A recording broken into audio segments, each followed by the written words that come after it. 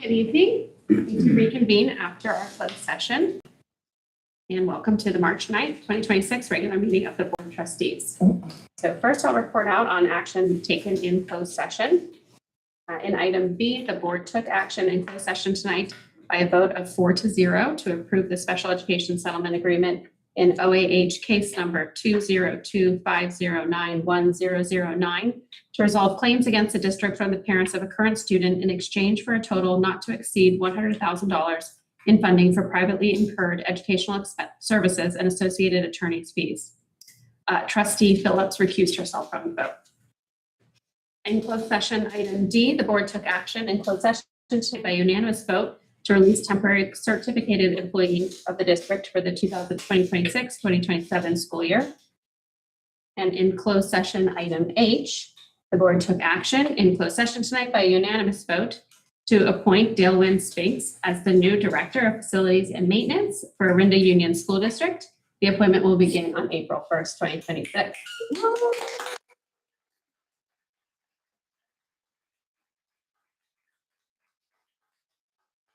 Good evening, everyone. Board of Trustees. So it's such a pleasure to be introducing Dale Wynn Spinks. He comes to us most recently from Mountain View Wisconsin School District. We're about a half size and a little bit smaller than Mountain View Wisconsin, so he's going to work out here great. When I call references, it's always good to hear kind of what they're saying, word on the street, that kind of thing. And boy, I got some incredible compliments about for you. Dale Wynn is kids and learning centered. Kids and learning are his priorities. A great skill set in both technical as well as interpersonal, calm demeanor, makes people comfortable, excellent communicator. He's used quotes as a motivator for staff. So we want to hear what some of those are. Accountable and knows how to manage multiple projects at the same time. Overall, just a class act. We look forward to Dale Wynn starting on April 1st, which is no joke. And, it's going to be a great. Thank you. Welcome.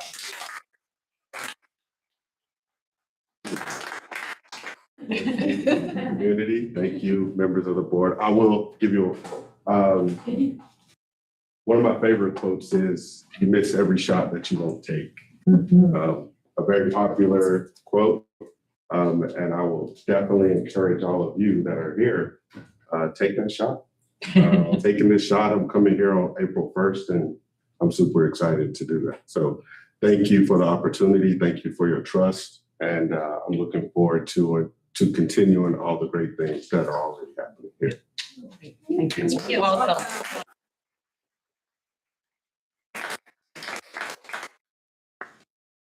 With that exciting closed session report, we'll stand for the Pledge of Allegiance. And if students would like to join us in leading, that would be great. Oh, yeah.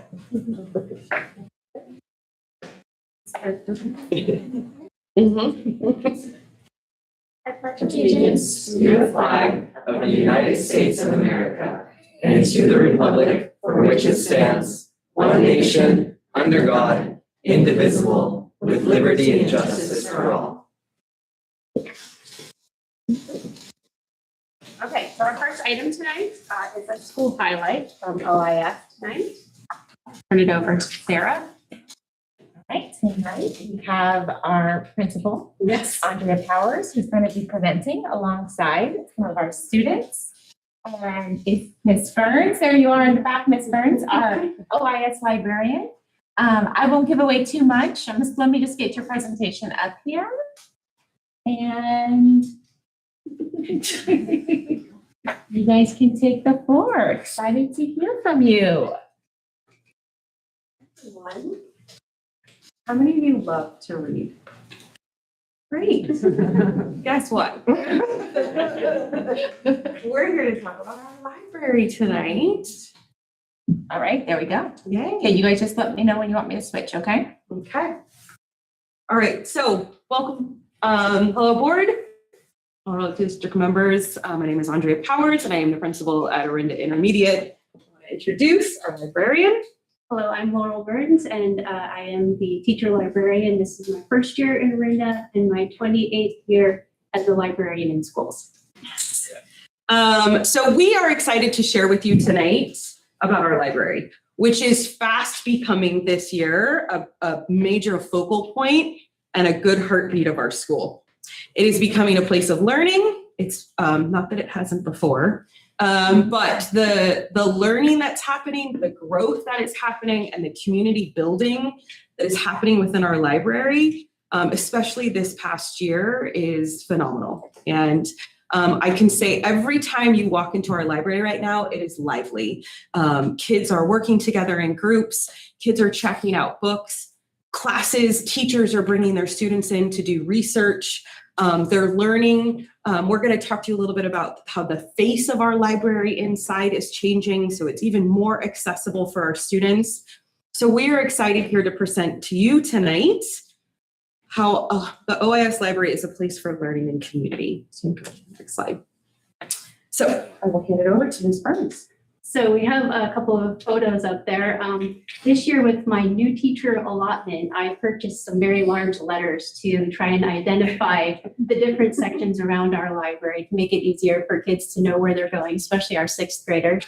I also tried to create some reading areas, specifically in our fiction reading room, which is where kids come to just relax and chill. And it's actually the quiet reading room. So we have two sides of the library. One is the lively side, one is the quiet side. And you know, kids know which side they prefer when they come into the library. Also pulled out some of our more popular series and put them in areas that are more prominent so that kids have easier access to those popular ones. They don't have to go searching on the shelf. And then finally, use some of our Scholastic dollars from last spring's book fair to purchase a new shelf, which is specifically for programming and book displays. So things are happening. Next slide.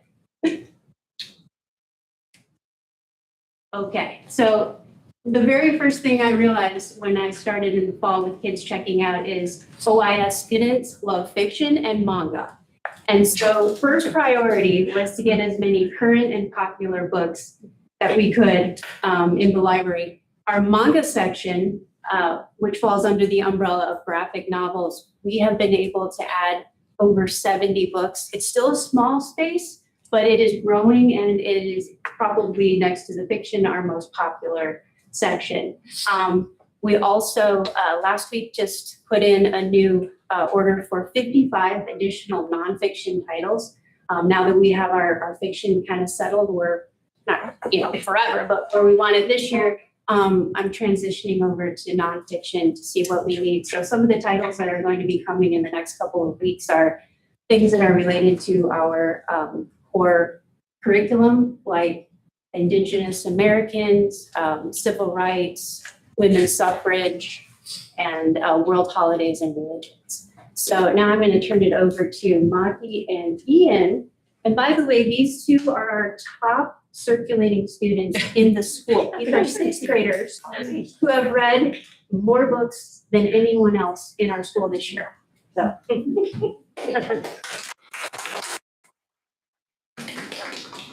Hi, I'm Maki, and I really like the library. I like going to new book rotating shelves because I often find new books and different genres. My top 3 favorite genres are murder mystery, romance, and dystopian. Yeah. Hi, I'm Ian, and I love the library because there are a lot of books that you can check out and read. I like fantasy books mostly, but I recently started reading adventure. As of March 1st, we have added 459 new books. 258 are fiction, 91 are nonfiction, and 110 are graphic novels. Thank you. Okay, next slide. Moving right along. Our library is designed for learning. In fact, the 7th grade core teachers were the first this year to take advantage of library instruction and brought their classes in for digital citizenship lessons. We focus this year on corporate data collection, media literacy, online safety, and the difference between, which was really a fun one, fair use and copyright material. Each month I send out a Google document in the form of a schedule, and that's how teachers sign up to come in for their designated, whatever, day or time they prefer. And it could be for instruction, for group checkout, or sometimes they just come in to work in the library because you sometimes just need a different setting than your normal classroom. So it's just nice to have people in the library, whether I'm teaching or not. And now I have Nick and Hudson who are going to talk about our learning in the library. Hi, I'm Hudson Spain, and I'm in 6th grade at OAS. I developed my love of books at my old school, Glorietta, and I was super excited to get to the OAS library.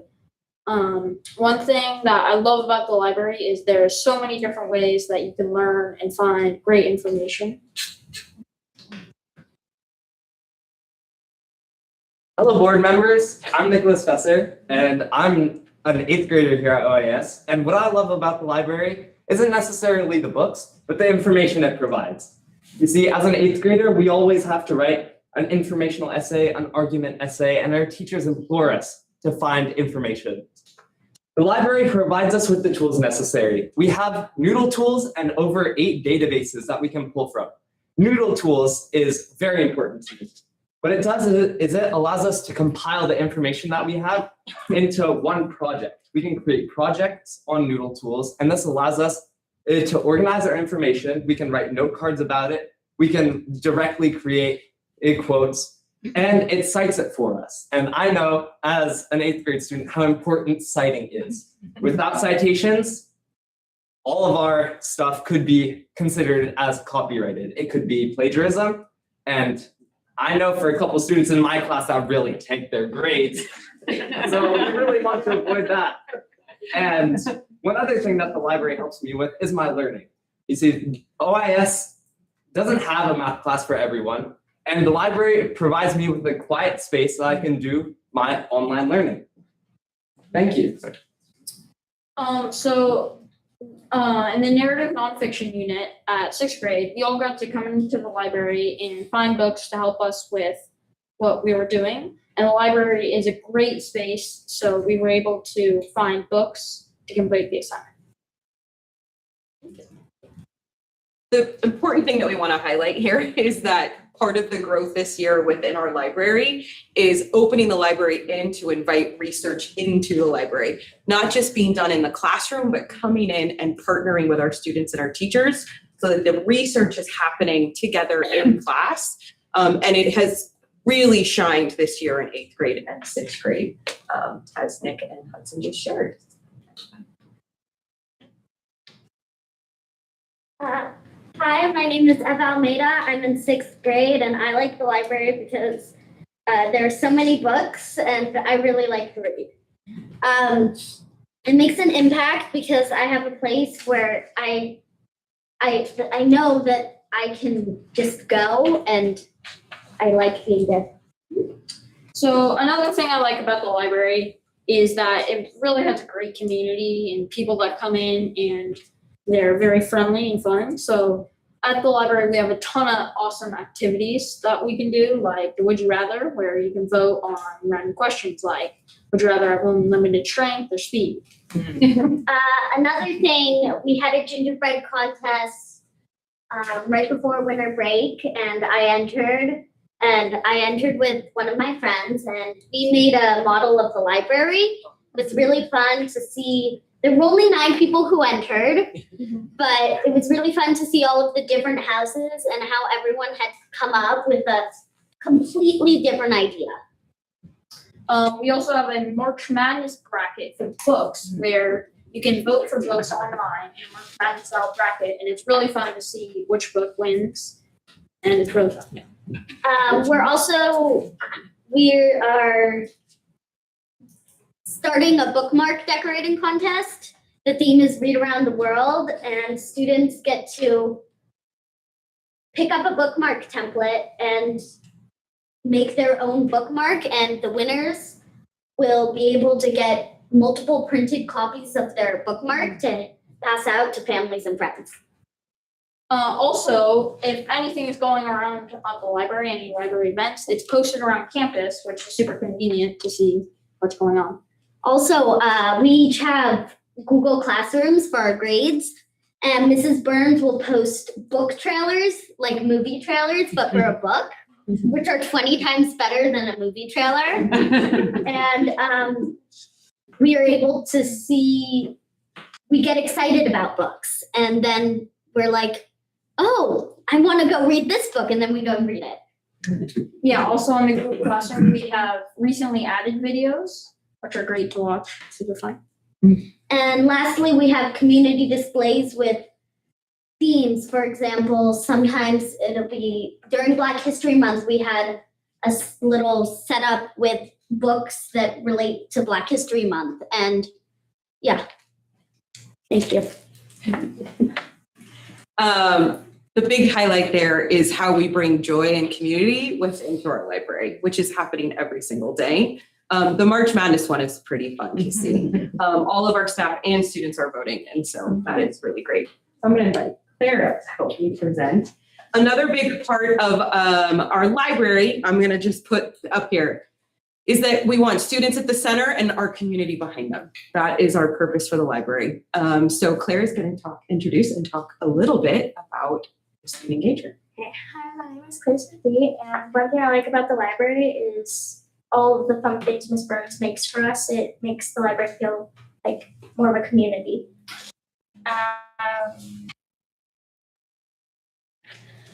Students visit throughout the day and we come and go to check out books, and throughout the year, checking out books has increased. Whenever we hold events like the Ladybug program we recently did, there are masses of kids that come in to help out and care about the community. The student ownership in this space has been growing and kids have been connecting. Great. With students at the center and the community behind them, we have a fantastic parents club behind us. We are working really closely with our OIS Parents Club that is supporting Ms. Burns within the library, but also volunteering within the library as well. One of the things that was important this year was that students can come in at lunch and play games. So we've had parents who have donated games, brought games in. There's been a checkout process for the games. Parents are just really excited to come and be on campus and be in the library with students. It really is a great hub. We have some parent volunteers that have been volunteering to help start cleaning out some of our library spaces and our book club spaces so that we can get organized and streamline our books and our book checkout process. A lot of partnership with our core department. I really want to stress that community partnership. Laurel sits on our department within the Department of Core, which is our 6th, 7th, and 8th grade teens. The partnership that you see with the core teachers and Ms. Burns regarding book clubs, literary circles, and how she can partner with our core teachers has changed drastically this year.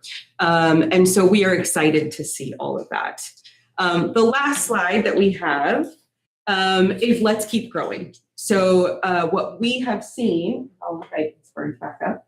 I think what we have seen this year has excited us about continuing to grow within the library, continuing to grow on students at the center, and then our community focus behind them. That's what we are striving for, and that's what we're achieving. And we have even more to go. We're excited. And as I was thinking about this slide and how we can grow, I mentioned it outside and I already have a couple of volunteers. But next year, I plan to implement a library advisory board where I have students who love the library as much as I do, maybe even more, on the board, who will become basically our bridge between the library and the student body. And they will help decide the culture, the collection, and our library events as well.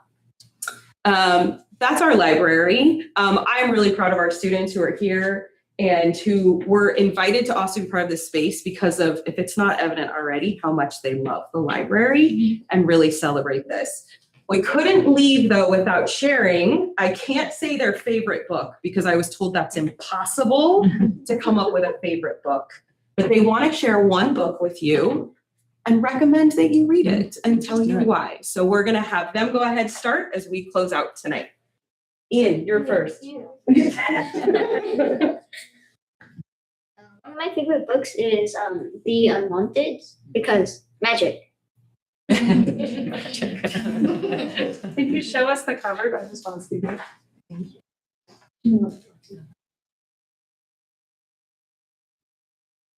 you. Yeah. I recommend The Good Girls Guide to Murder because it's really fun and exciting to read.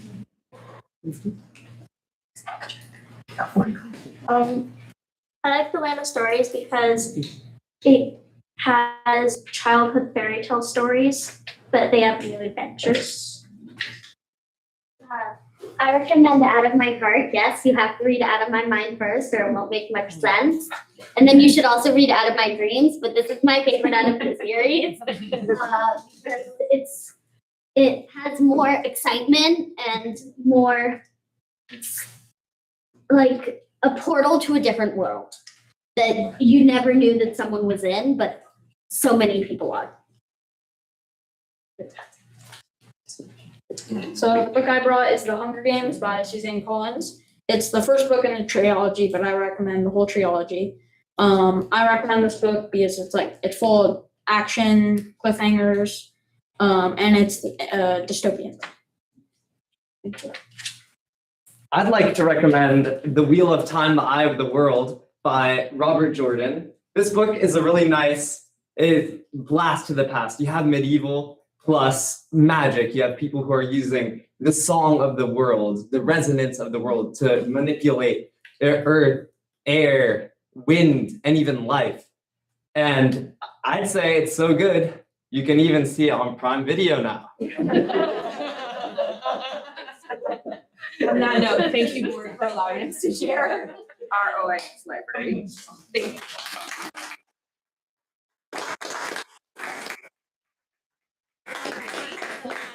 Don't leave yet. Don't forget. Thank you so much. Do you want to That was come a up and really- take some Yeah, come on up. questions? Come on up. Here's a question for us. No, we're like, can we go? No, we're not. Thank you. That was awesome. This is the first presentation I've heard about libraries in our district, and that was really fantastic. And the amount of community that seems to be building there is really awesome, and appreciate you guys making time to come and parents for bringing them tonight. Are there questions or comments from the board? I just want to thank you all for being here. I personally love reading, love the library. I think I've actually read all of the books except the one that's on Prime Video, so I'll have to see. That one. I have a question about the book trailers. Is that only you that's doing those, or are the students making some of this as well? Because from what I hear right now, we could have a few book trailers from some students as well. That would be something that would be fun to do, especially with this one. Yeah.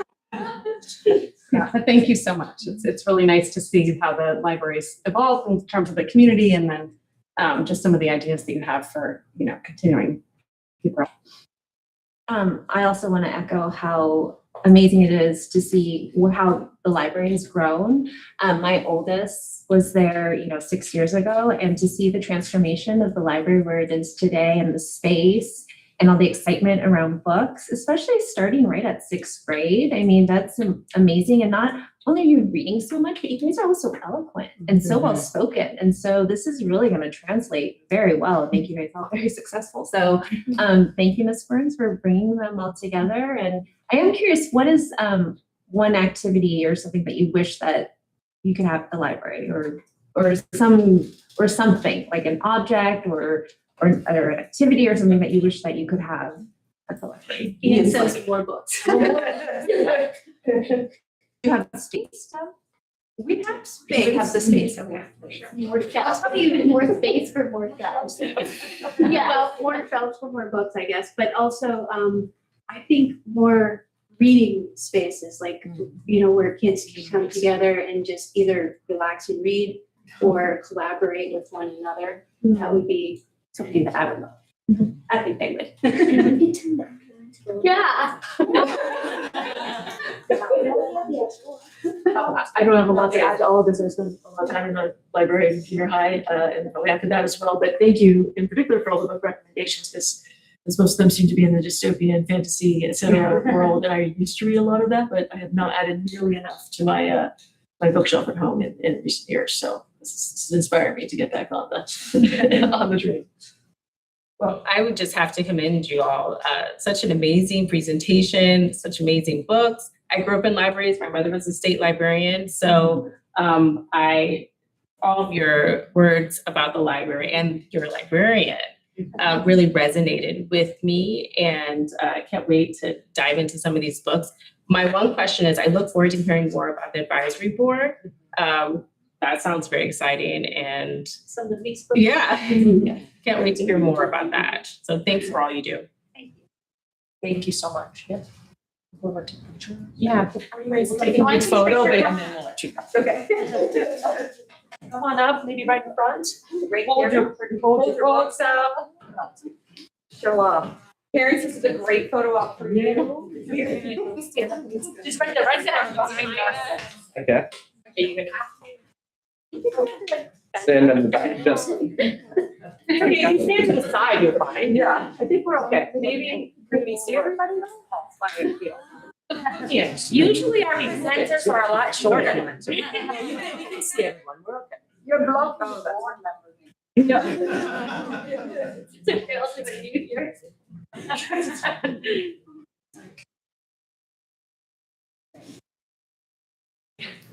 Thank you. No, no, I like. Thank you for inviting us to speak. Thank you.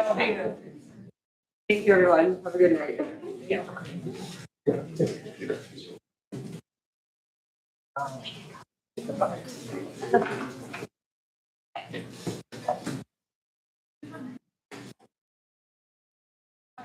Everybody head out.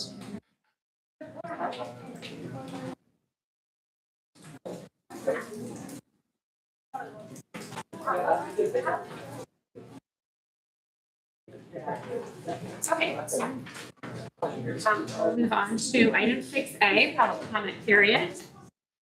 At a regular meeting of the Board of Trustees, the public may comment on items within the subject matter jurisdiction of the governing board. For items on the agenda, the public may comment at the time the board considers the agenda item. For items not on the agenda, the public may comment under item 6A, public comment. The Board of Trustees requests that individuals who would like to address the Board of Trustees on an item do so by filling out a request to address the LUSD school board card and turning it into the superintendent prior to the agenda item. Cards are available at the meeting. Comments are limited to not more than 3 minutes. Groups are asked to limit their comments to a total of 5 minutes. The board shall limit the total time of public comment to 20 minutes. To comply with the Brown Act, the board may listen to comments from the speakers, but can neither discuss nor take action on the issues presented. Is there any public comment? There's no public comment. Okay. Then we'll move on to our action items. The first one being 7A. So just, we're bringing a resolution to recognize and honor Women's History Month, which is this month. And I'll say yesterday, March 8th was the International Day of the Woman. I believe celebrated my household at least. So I just wanted to say, I hope you all had a wonderful day. We have a lot of strong women on our board. So with that though, we really appreciate the board considering this resolution. Sarah will just share a couple of things about our resources for the teachers in the classroom and our future work. Yeah, tomorrow our resources go out and we ask that all teachers honor explicitly do some lesson or activity on women's history in the month. The county actually publishes really great resources that are all up to date around really modern women and their impact. And so it's really fun. Thank you. Before we read the resolution, is there any questions or comments? Just think, Yeah. bringing. Okay, so Etta, would you start us off? Sure, happy to.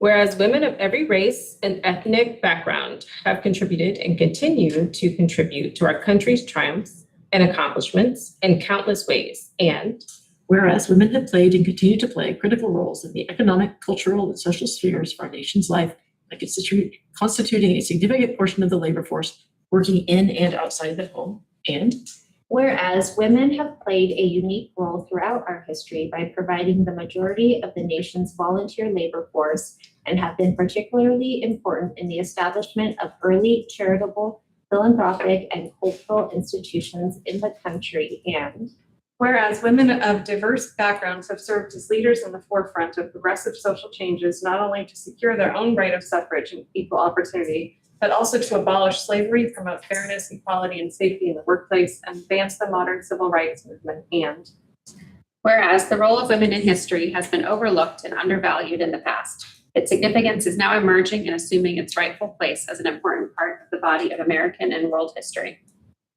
Now, therefore, be it resolved that Orinda Union School District Board of Trustees proclaims the month of March as Women's History Month and encourages all OUSD classrooms to commemorate this time with appropriate instructional activities and cultural events. Okay. And this is on for action. So looking for a motion from someone. So moved. For a second. I'll second. This is Hillary. Trustee Phillips. Aye. Trustee Anantavant. Aye. Trustee Collins-Coleman. Aye. Vice President Weiner. Aye. President Shogun. Aye. Motion carries. Thank you. All right, the next item on for action tonight is the 2025-26 second interim report.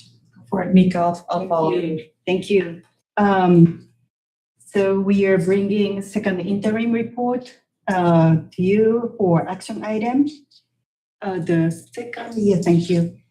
First interim reported for October budget that incorporated the enacted budget that was done in July 1st. And this is a second interim budget that includes governor's January budget proposal, any changes made, and the trend of the spending is reflected in revenue, expenditure, and also the multi-year projection. For 25-26 current year budget, the parameters overall didn't change much from first interim. The enrollment number, quota amount, it didn't change. The only thing it was improved was the ADA average daily attendance. P1 report that is done in January, it came in a little better. So it was updated, and many times P1 to P2 goes down, but with the fact that we changed the parameter for independent study, we kept the same with the P2. With the first interim, it was 96.4. Right now, it's 96.4. No, I'm sorry, 96.6. So let's look at the revenues. Each revenue category percentage didn't change. The amount changed, but the overall revenue picture didn't change. The state revenue, 10%, it's the green portion. I just want to point out that 1 quarter is the one-time funds. The next slide, please. The second interim revenue highlights is that the LCFF revenue went up with the ADA improvement. The middle school's ADA went down, but the K through 3, third grade, ADA went up. So it was overall, it went up a little bit and we kept the same. State revenue decreased by 90,000. This is including the EDOP grants that we are returning. Now we have the amount, so it was incorporated in the budget. Lottery amount went up, literacy screening fund went up. So overall, the amount is 90,000 decrease. Donation budget was reflecting the actual receipt for the capital outlay. So 85,000 increase. Contribution from unrestricted to restricted side went up, reflecting the expenditure increase in special education program. So when you look at the table, the changes from adopted budget, first interim, second interim, this first table is a combined. It's combining unrestricted and restricted. Like I said, the General purpose revenue, 117,000 increase. It's about 0.4% increase. State revenue overall went down about 1%. Local revenue went up about 1%. So let's look at separately unrestricted side. So other state revenue changed a little bit, 2,000. This was lottery. Local revenue, field trip money, that was set up at the beginning of the year. It was estimating, and the trend was not as much as we thought it would be collecting, so it was adjusted. And the contribution change was about 6%. Restricted revenue, the other state revenue, this is including EROP money that's returning to the state. Local revenue increase 114,000. This is based on the money received for capital project from parent club. Any questions so far? Expenditure. So this again, the portion-wise, it didn't change that much. Only difference is books and supplies, it was 3% at the first interim. Second interim, it went down 2%. Instead, the service contract went up from 13% to 14%. Next slide, please. So the highlight for current expenditure, salary and benefits, that was adjusted to reflect the negotiated salary increase for teacher union. The cost of agreement, the contract for a special education program that increased. So it was reflected in the expenditure. That partially it was coming from unexpected departure from some of the personnel and new assessment done during the winter. And also the repair and the replacement of the vehicle, the maintenance truck that was included. It was not planned or anything, but it needed to happen. So it was done, repaired, and the budget reflect that change. The supply budget, it was reduced a little bit to reflect the trend. Capital project budget was increased as we received the money from parent club. So the first table shows the combined expenditure. So overall, salary and benefits, it increased about 700,000. Books and supply, we made some adjustment, reduced by 63,000. Contracted service, this increased by 400,000. This is the one that includes some agreement adjustment and contract adjustment. Capital outlay, this is the PC funded programs. Other outgo increase, this is a payment to other district who's serving some of our students. Next one shows the unrestricted side. So you will see it in unrestricted and restricted salary and benefit increase because we have teachers who's paid out of unrestricted side and also restricted side.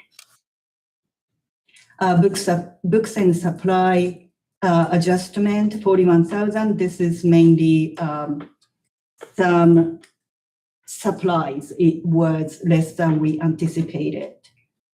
Contract services in unrestricted, this is the field trip money. We made some adjustments. Next one shows the restricted budget. Again, this includes some of the salary adjustment and also the health benefit increase. It happens by calendar year. So it naturally increases in January. So we have the cap, but then within the cap, still it increases compared to 2025. That was incorporated in the budget. Contract services, this is the one that includes the special ed program changes and the maintenance truck. And capital outlay, this is the PC funded project. And other outgo is the one I mentioned that we are paying the other district. So let's look at the fund balance. Any questions so far? Fund balance naturally changed from first interim. Net increase, decrease, it was at first interim, it was increased, but with all the changes, the negotiated salary increase and also program change, it changed about revenue-wise, it increased overall 111,000. Expenditure increased too by 1,170,000. So 700 out of this is negotiated salary. So overall net decrease is a little over 1 million. So next summary shows the overall revenue expenditure changes, net changes, ending fund balance.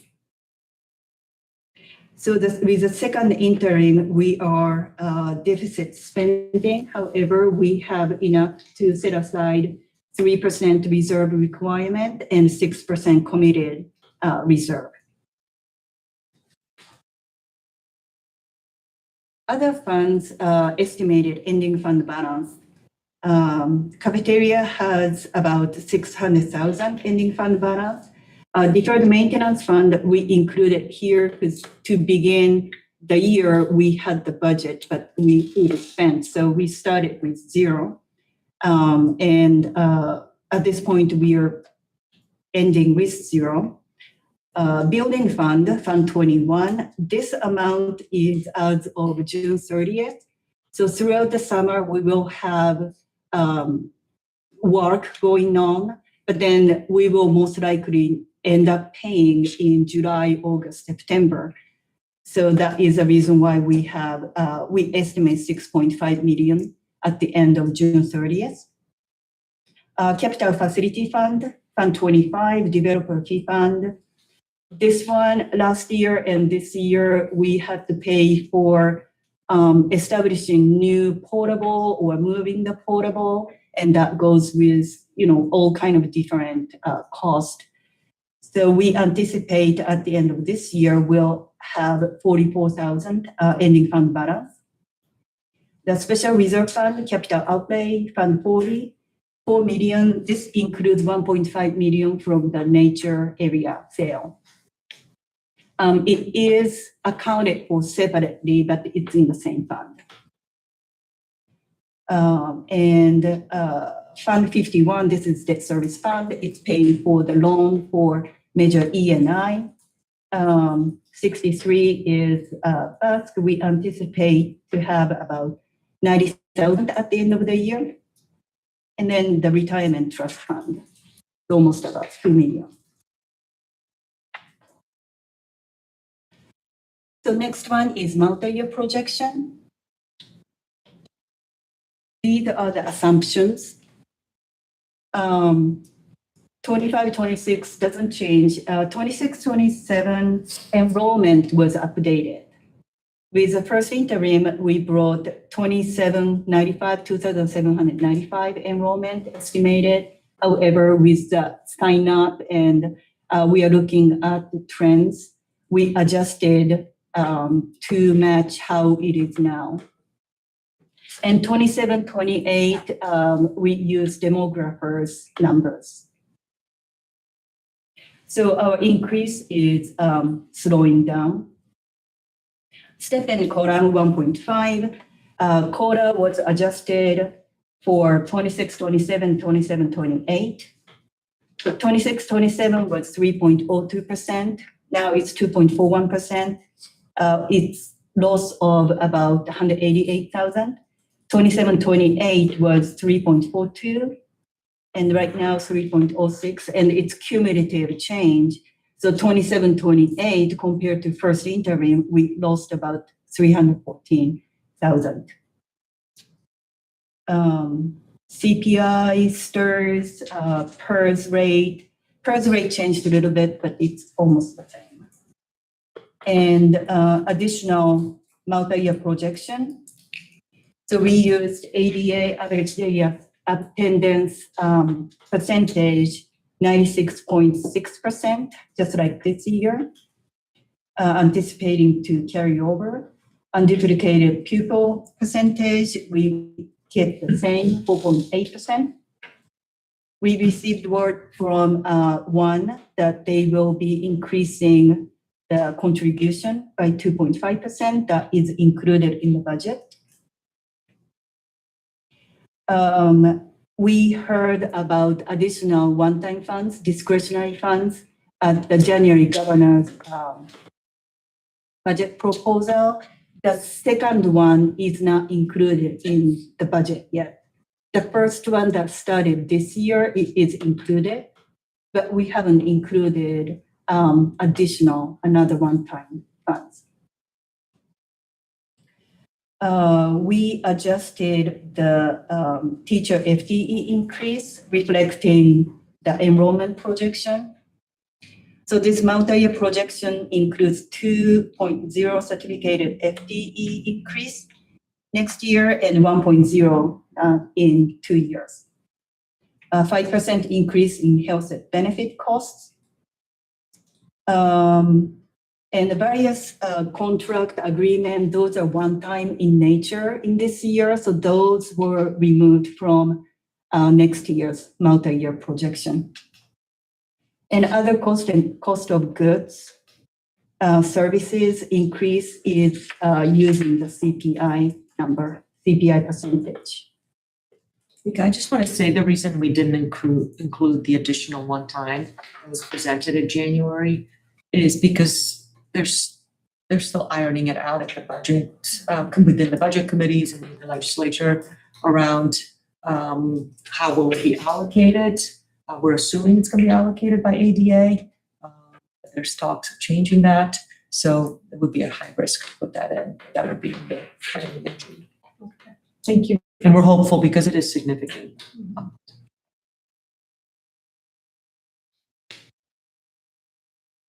So this is a table that shows what we talked about in numbers. This year, we are anticipating to have deficit spending. And in 3 years, we anticipate we're gonna be out of deficit spending. And I'll just say also, I'm sorry, the big difference between the deficit spending now and then next year goes quite significant is shifting the contracts back into staffing. A lot of our contracts that the board saw earlier on the expenditures have been due to unanticipated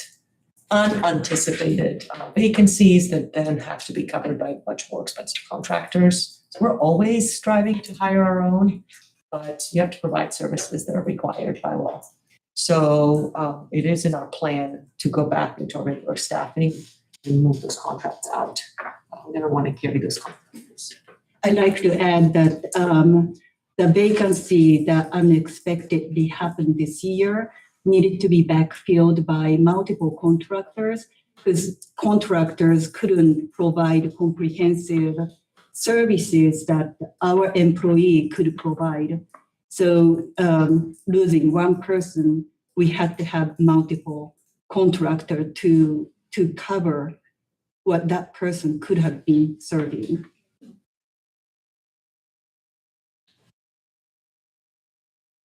So at the second interim review, our increasing enrollment is slowing down, and we are anticipating to have, we will most likely have declining enrollment in several years, but we are using the resource that we have, and we set the priority and stay solvent to make sure that we have enough budget to pay for what we need to serve.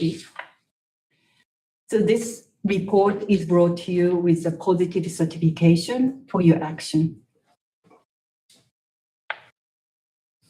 Mika? Or comments from Mika? I mean, I'll just thank you as always for your very thorough presentations on a complicated budget. And I appreciate the clarifications on the contract spending because that was kind of what stuck out to me was the difference in the deficit spending for this year versus what's projected. Don't have any specific questions. Anything else? Thank you. Owen's great. The same as Hillary, that you explained the number that jumped out to me, and it sounds like from that, a priority would be to fill positions in-house and make a push to do that, since that just makes such a big impact on our funding, right? For our budget. But other than that, thank you. I didn't have any further questions. It was all detailed as usual. Okay, so this item is on for action. This is Hillary. I move that the board approve the 2025-26 second interim report with a positive certification. This is Anita, I second. All in favor? Aye. Motion carries. Okay, our next item 7C, proposed 2025-26 salary schedules for unrepresented, confidential, classified / certificated management employee groups. Ryan? All right, thank you, President Shogan. So what you have before you is the proposal to adjust the salary schedules for non-represented employees. And those groups include the before and after school care employees, our board certified behavior analyst, or BCBA, our classified and certificated management, confidential group, food service coordinator, our program coordinator, school psychologist, and speech and language specialists. And the proposal includes revisions to reflect the 2.75 salary increase effective July 1st, 2025, as well as a $112 increase in the monthly benefit allowance effective January 1st, 2026. And this is a similar increase to what our recently ratified teachers group, or OEA, received at last month's board meeting. So with that, if you had any questions, also included in our packet is the authorization and approval from the County Office of Education, which certifies that the district can financially sustain the proposed 25-26 compensation increases for these employee groups. Thanks, Ryan. Any questions from the board? Just thank you for bringing this and ensuring that we, stay on top of these compensation increases for all of our employee units. I think this is a fair adjustment, so that because of that. Any other comments, questions? No. Not any public comments. There's no public hearing. Okay, this one is also on for action. This is Hillary. I move that the board approve the 2025-2026 compensation increase for unrepresented, confidential, classified, certificated management employee groups. This is Ed, I second. All in favor? Aye. Motion carries. Thank you very much. Thank you. Okay, our last action item is the parcel tax oversight committee member terms. Yes, so we have two committees that oversee or either bond or measures. We have a CBOC committee, and then we have a parcel tax oversight committee. And our parcel tax oversight committee has 5 members, and we recently had a vacancy to move. So we sent out a survey or an application process to see if anybody was interested, and we're excited to offer Mr. John Chivalco an opportunity to be on this committee. If approved by the board, he would serve out the remainder of the term that was vacated, and that's the very bottom term. We also noted that 3 of our members were actually, their terms were expiring. We just hadn't met since then, not the board, but the parcel tax committee, to determine and discuss if they're willing to continue. They are all open and excited to continue term 2. Which will be also their last term. So we would stagger that. They just did a 2-year, it would go to a 3-year term, and this way it keeps us an ongoing stagger of terms. So I recommend that we approve this chart. And I thank them because there's not that many people jumping up and down to attend additional meetings. Is John the only one that applied? We don't disclose that. we have 4 vacancies and 4 people. Thank you. Any comments or questions from the board? Thanks to the volunteers for stepping up. Yeah, thank you to the volunteers. It's much appreciated. Any public comments? There's no public comment. Okay, so this is on for action. This is Hillary. I move that the board approve the revised parcel tax oversight committee terms. Mrs. Ed, I second. All in favor? Aye.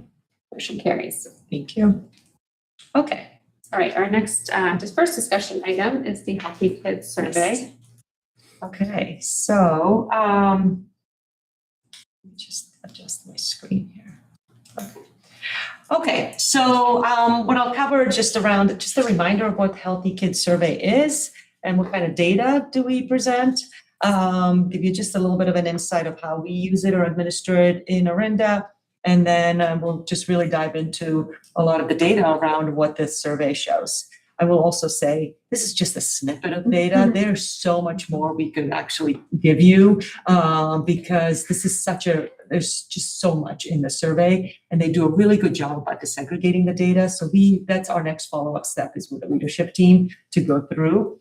But we just wanted to show you some overall general trends. And then if the board has additional questions, we can definitely bring it back.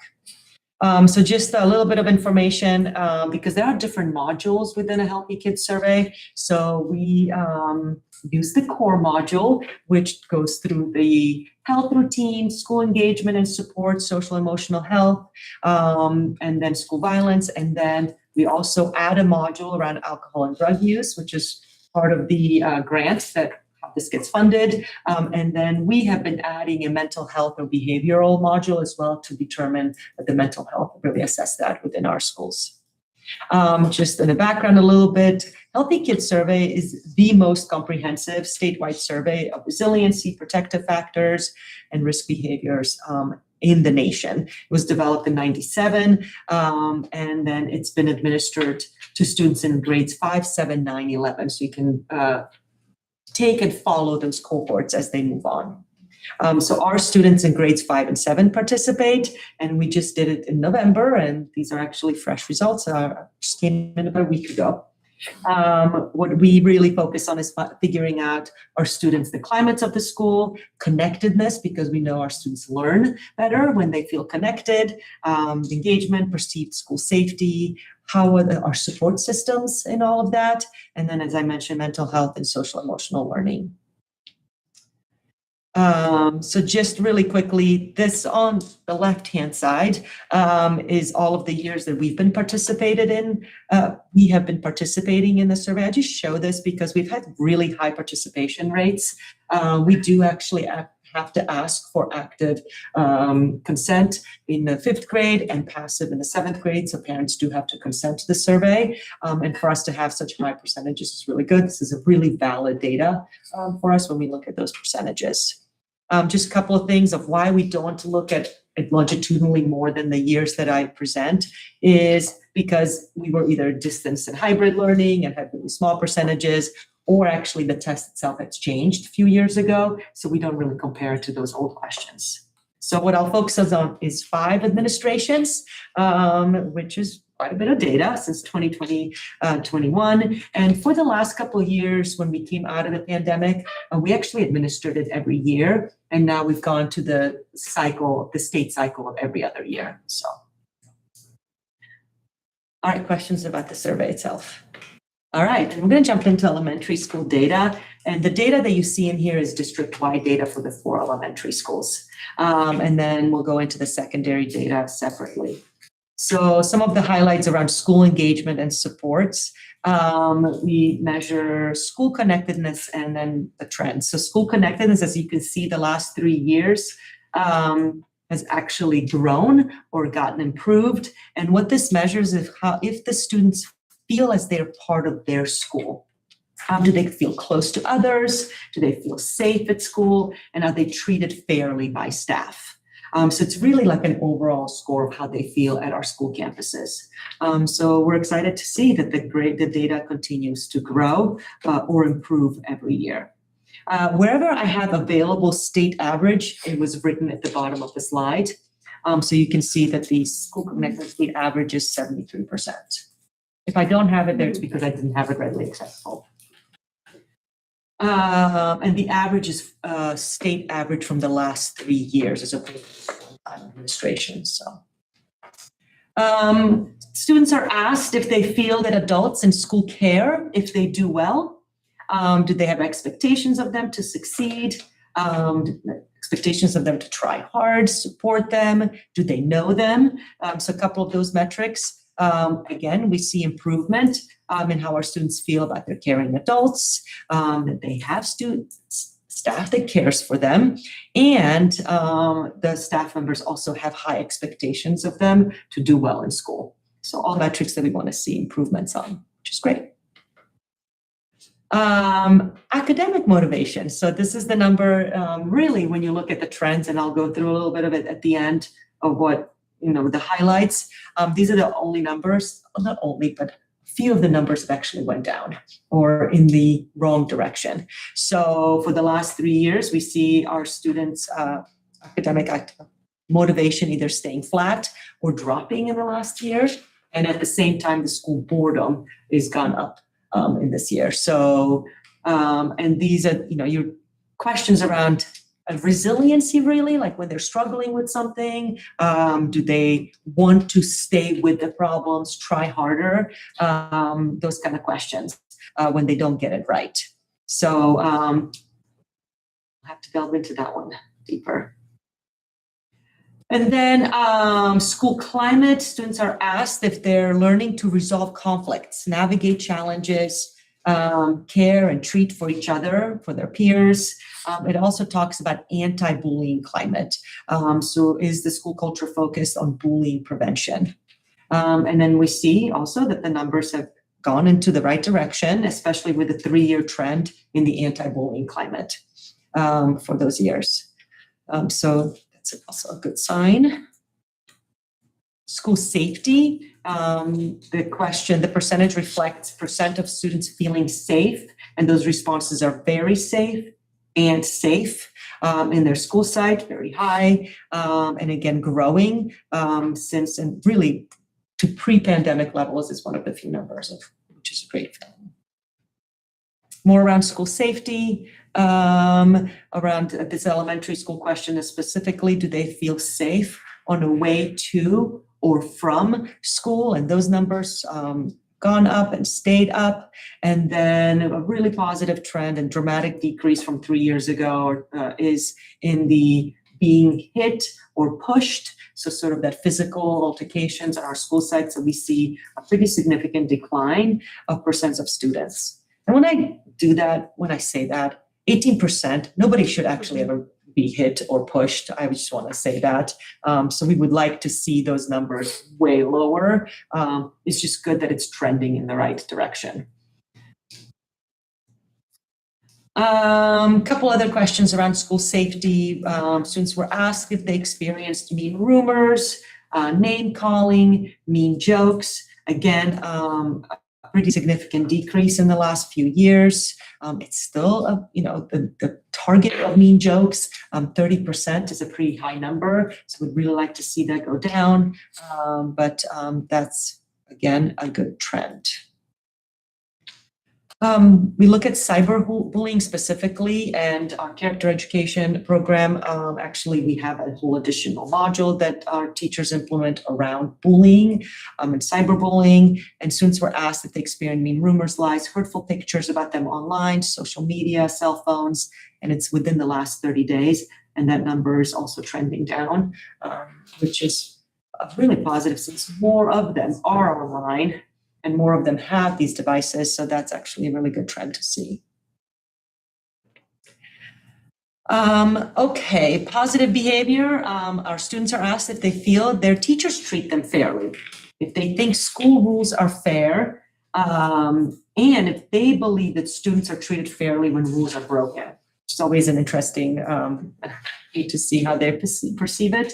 So rule clarity has gone up and stay up as a percent.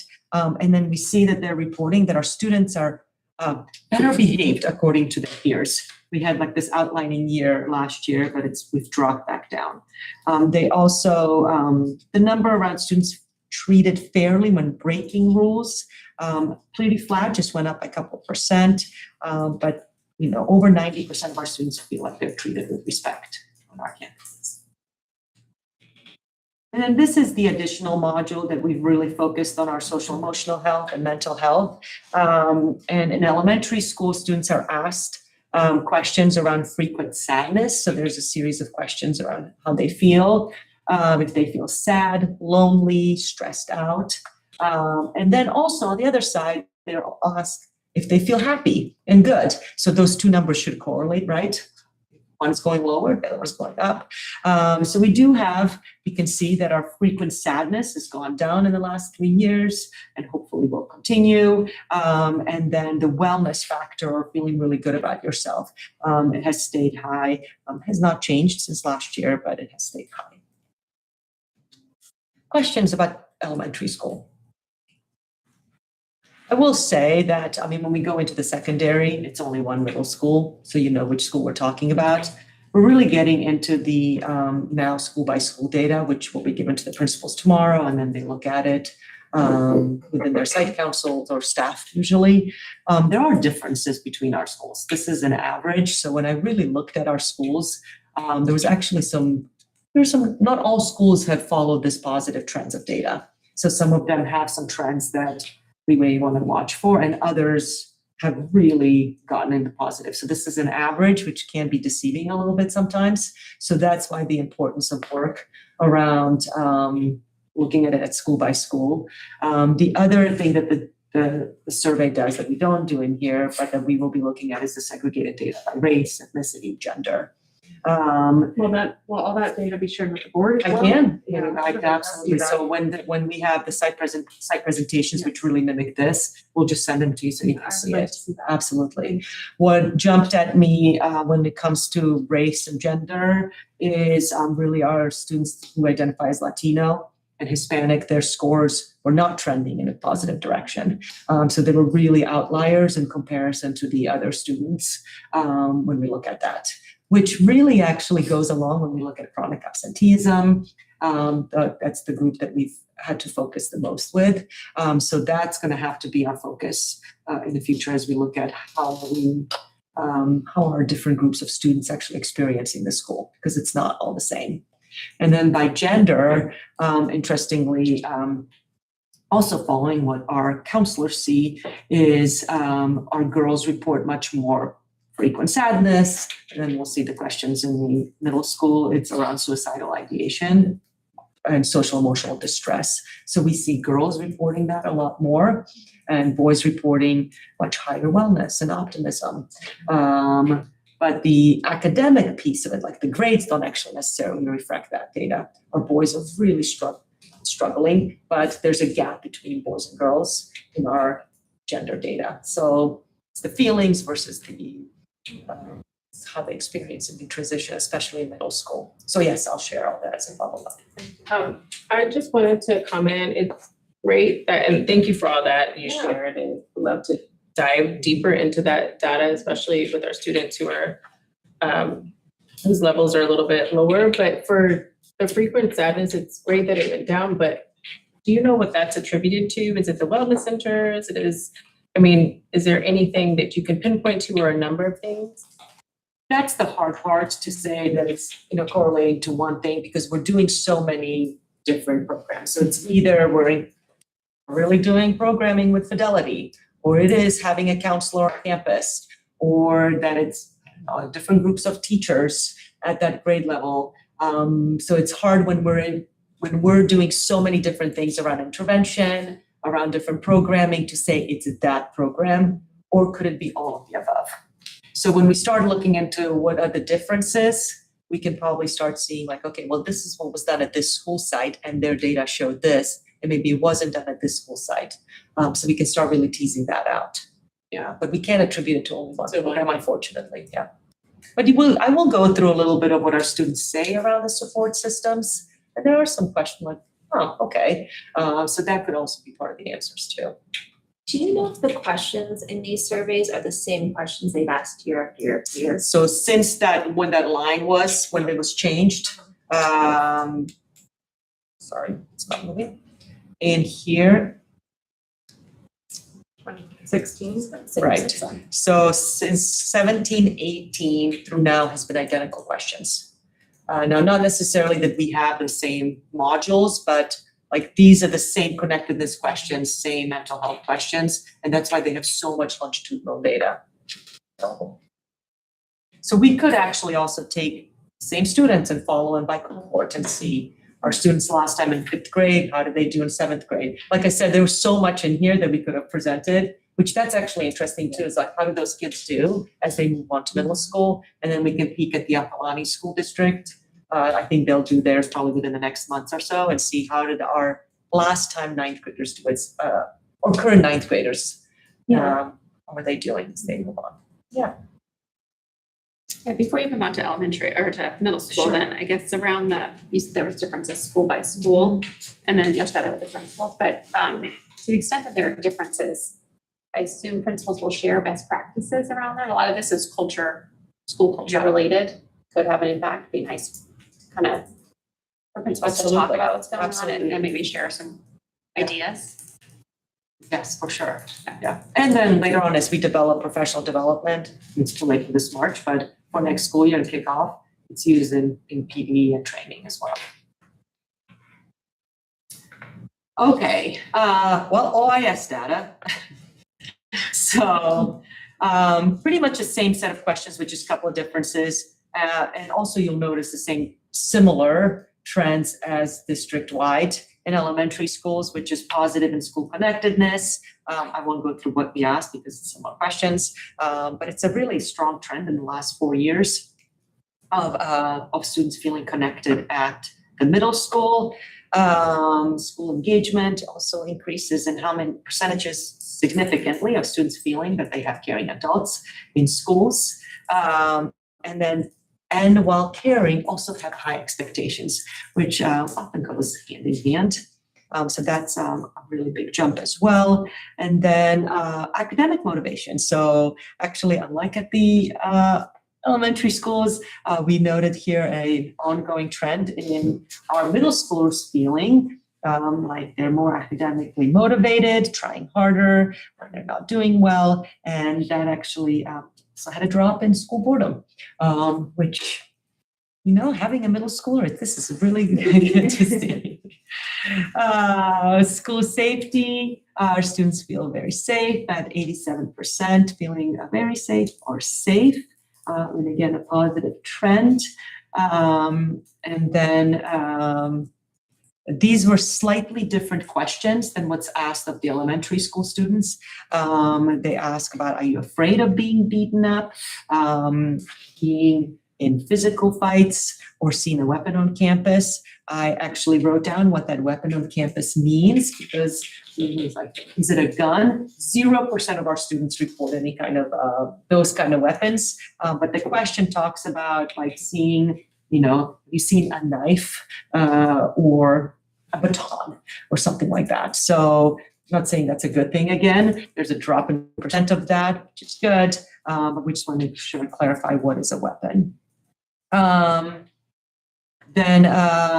But our students feeling like they were going to be in a fight or somebody kind of at them has also dropped down in the last couple of years.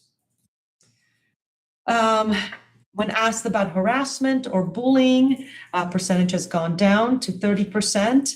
And then had mean rumors or lies, you can see that those percentages go up since elementary school pretty significantly. And actually, that's one of the few trends or data indicators that has not improved from last year to this year.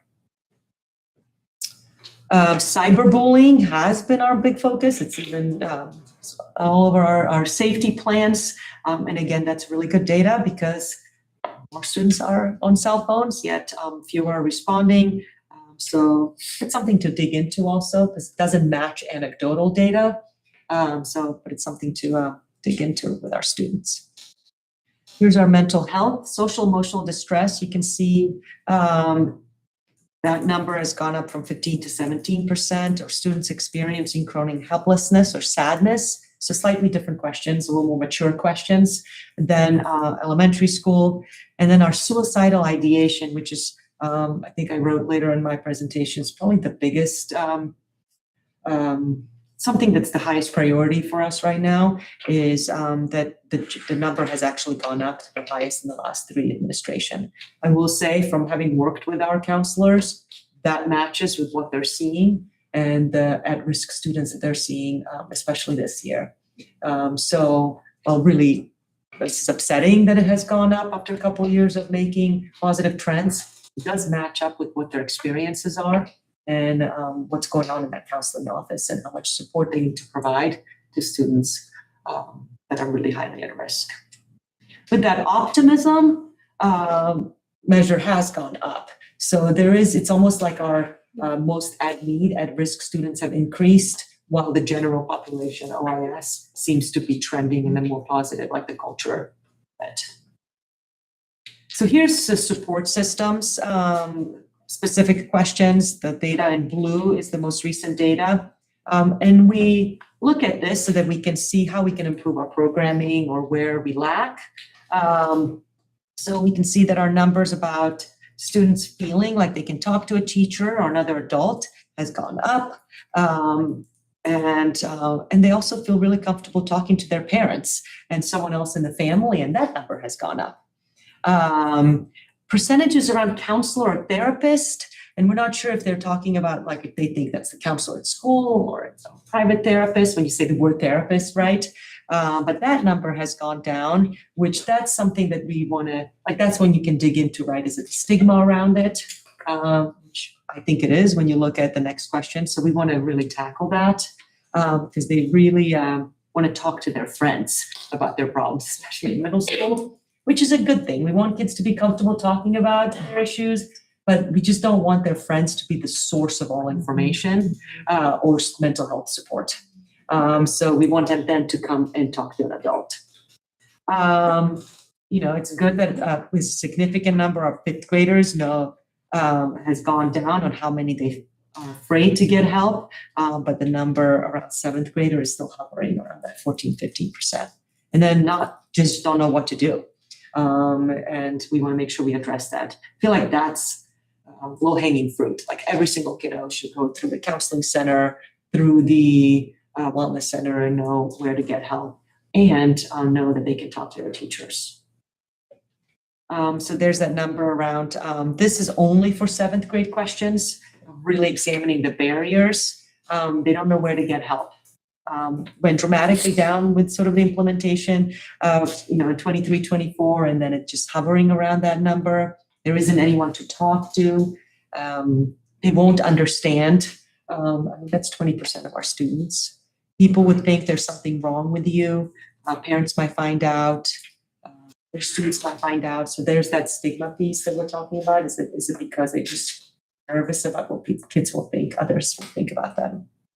We're glad to see that 0% understand that money is not the issue, that there's support at school, and then they just don't want to talk to a counselor or therapist.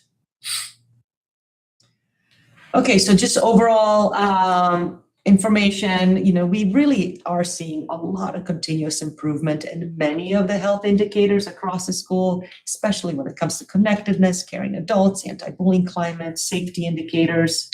We also see some of those negative behaviors decreasing, like cyberbullying, negative interactions on campus, and those are things really to celebrate in our district and our schools.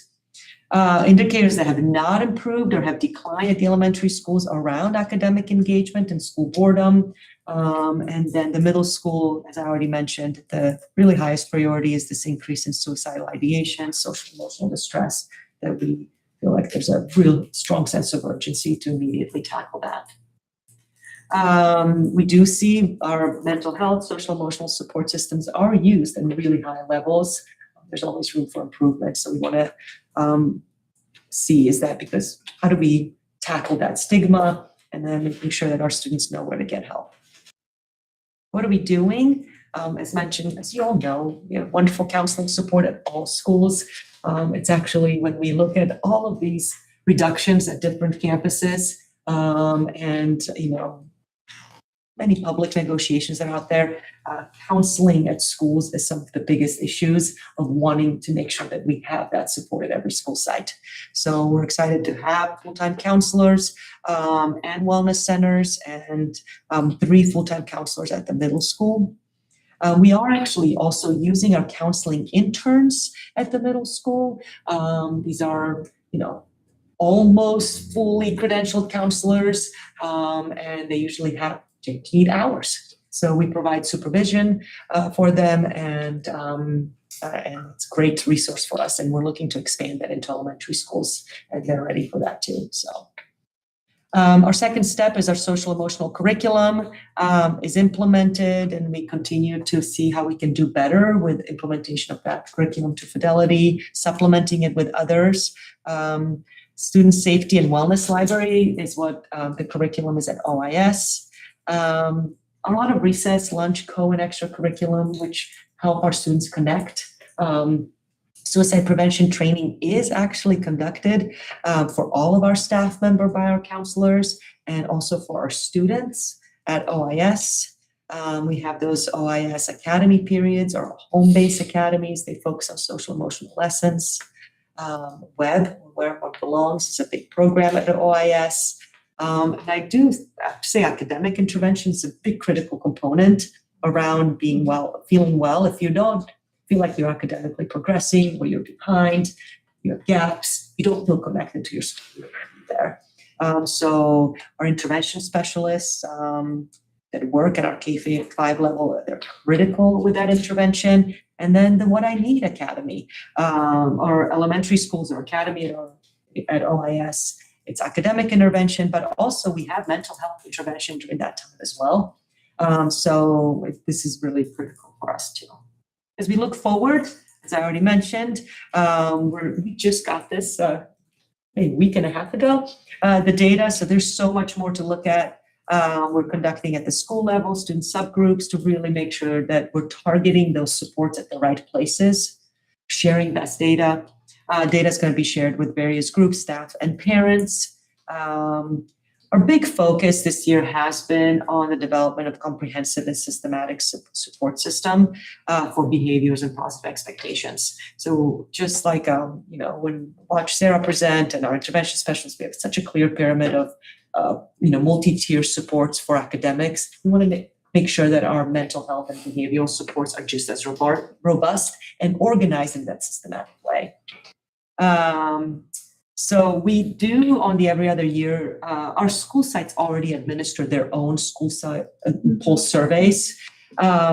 We just met with Stanford Challenge Success Survey representatives, and they're working on a quote to do that in the off years. It actually would provide a nice longitudinal data into high school, because the high school has it as well. And it's about stress and you working on your resiliency at the school site. So it would be a nice complement to all of these surveys.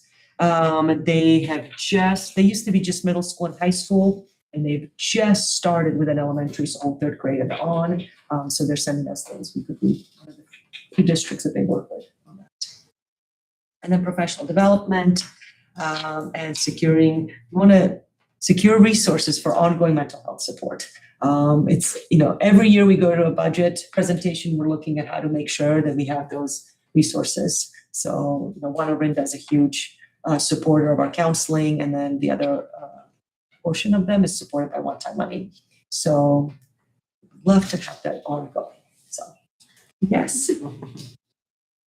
Okay. Any questions or?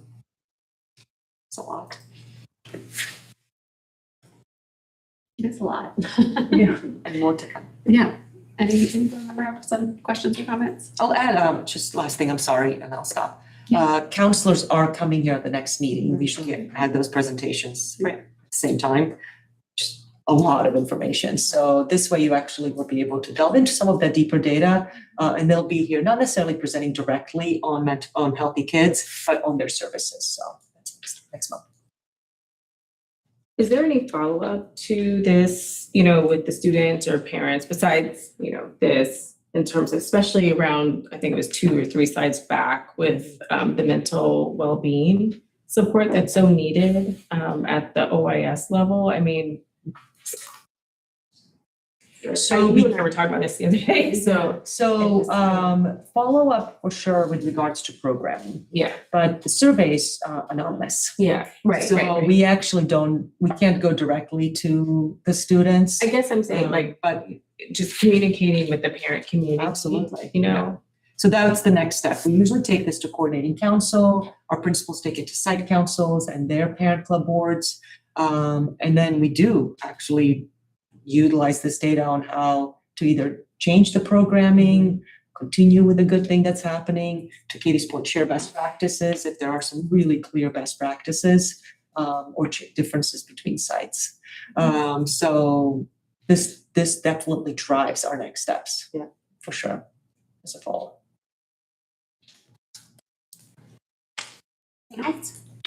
No, thank you for, always.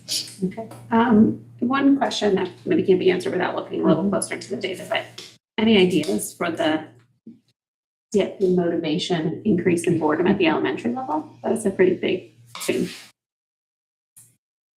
No, I'll be honest, I wouldn't make Not it yet. up. I think that's- There we go. That's fair enough. Fair enough. Questions asked in the survey are fair to evaluate that particular.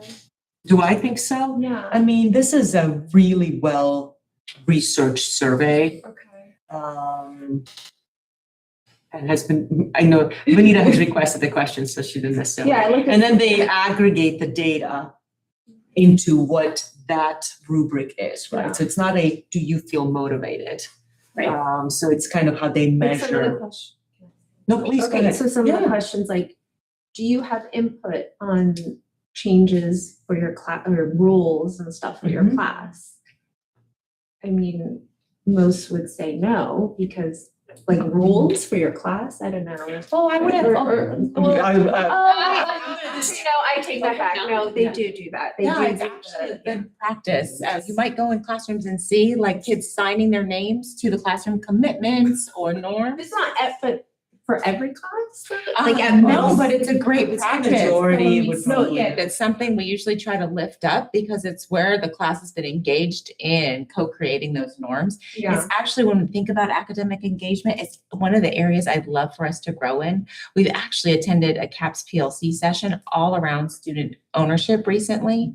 So our CAPS leaders who on that guiding coalition, they all got learning around what does it mean when students know what they're learning, why they're learning it, are able to track their learning, and really take ownership of the learning process and are co-creators of that learning as opposed to passive observers in learning. And I think that's one of the areas we definitely can grow in. So is that one of the things that would say why there's low motivation? The clarity around the rules really went into the positive behavior, those questions.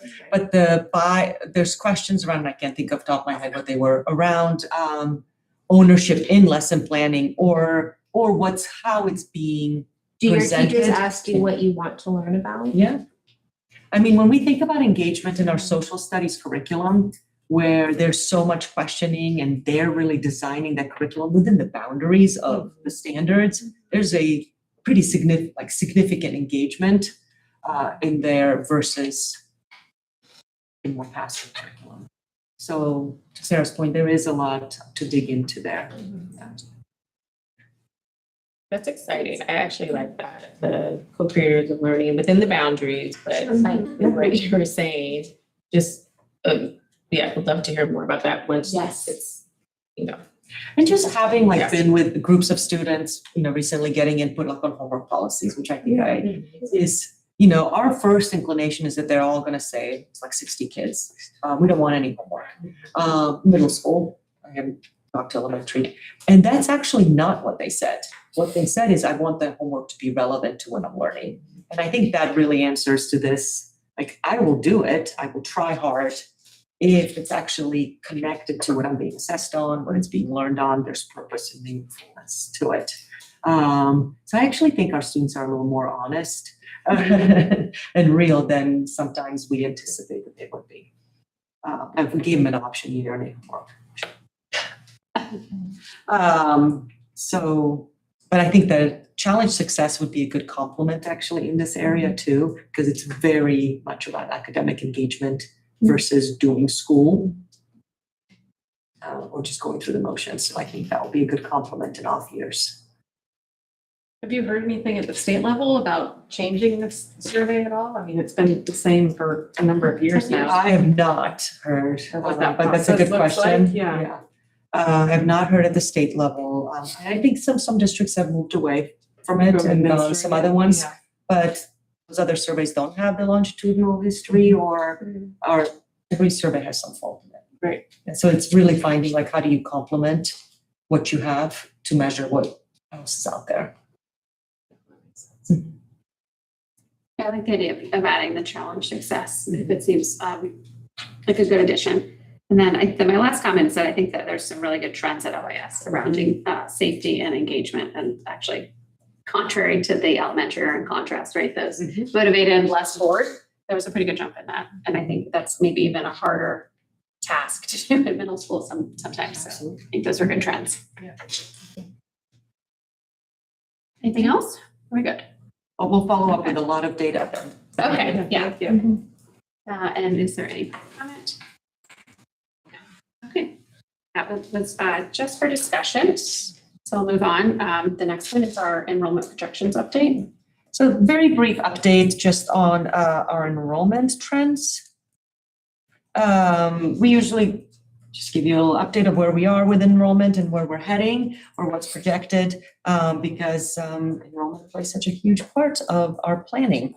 So we monitor it closely, especially so that we understand what we're offering, like types of TK programming, how many kindergartners, and I use those two grade levels there is because they determine facilities and specialty staffing, and then electives, how many students signed up and so on. So there's just a lot going on there. And this is a March Madness, not just in the library, but in staffing world. So this will now drive examining what kind of vacancies do we have, and we start posting for positions, hiring, vetting, and so on. So it's a real busy season for all admin, and then examining our facility needs. So we have been updating the board regularly around our enrollment shifts. We did the demographic study and then updated it as well. I will have to say, our demographers are usually pretty close on the overall number, actually within like single digits. It's within the grade levels. The TK and K has been really hard to predict. I also think it doesn't follow necessarily other districts' trends, because we have a pretty high TK enrollment and then and high K enrollment. So that's been a little harder to project. So with that, here's our projections. Sometimes these numbers are slightly different on current enrollment because like this time I put current enrollment. State official enrollment is the first Tuesday of October. It's not Wednesday, first Wednesday of October. Okay, so this is current student enrollment. The first lighter blue line is our current 25-26 enrollment. The green line are the projections by the demographer. And then the dark blue line is who has currently enrolled and has every single piece of paperwork done and has already been in the classroom. So we can see that there are some areas that are off from our projections, especially at the kindergarten level. We've actually asked our demographer, are you sure this is the correct number? And they said yes. So I just don't see us going another 50 kiddos in kindergarten. But with that, they take the cohort of TKers that they usually have a formula, add a few more or a lot more kindergartners, but we have already had numbers of TKers going in. So I think that's where the discrepancy is.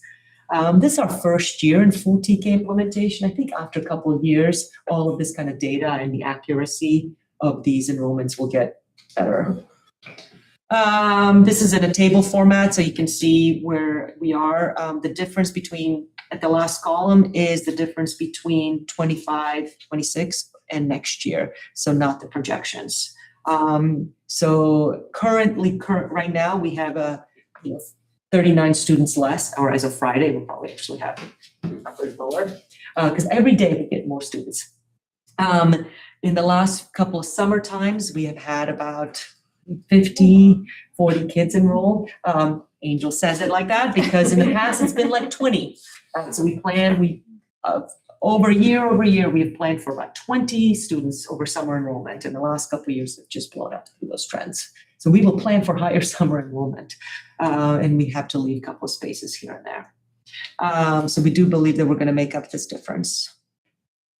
Let's see, this is our TK through 5 enrollment projections. You can see the difference between the projected and the actual. So that's really the big differences around that kindergarten. And that's also where the biggest summer enrollment is too. So in the elementary school. The OIS is usually right on. So we know we'll get a handful more students to reach that projected level. I'm not sure if we'll get all of those students, so we're close. So what our next steps are, really next week, we'll start sending out information to parents. You're enrolled in this school site at this grade level, and if there's any need for any potential movement between different sites, districting, and then and we'll also be examining and finalizing our AMP and TK offerings and at which school site, and we'll be informing those parents. We'll provide them with an input form where they can give us input on what their preferences and why, and then we try to make that happen. Scheduling process has begun.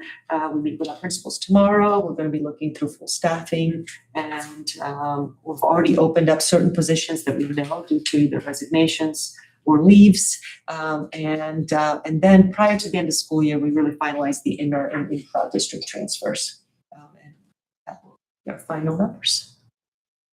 All of those deadlines have been moved up. They used to be like August work. So we want to make sure that students and parents leave the school year knowing where they're going to be.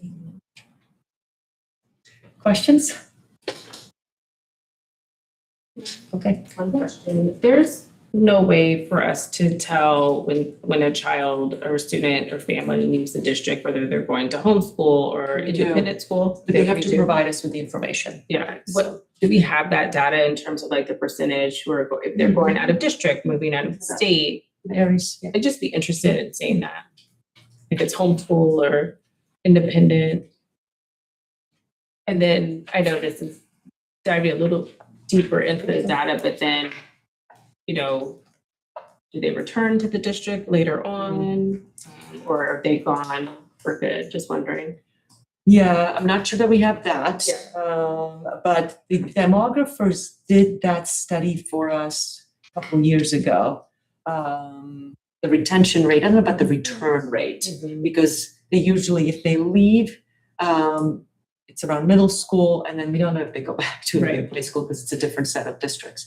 But they did the study that we were one of the highest retention of students from grade to grade. I can pull that back where that was, and we can look into our own local data. Is there a way to communicate with the high school to find out that return? Yeah, potentially. We can ask about It would that. be They'll have helpful. to get their Yeah, data. yeah. Yeah, sure.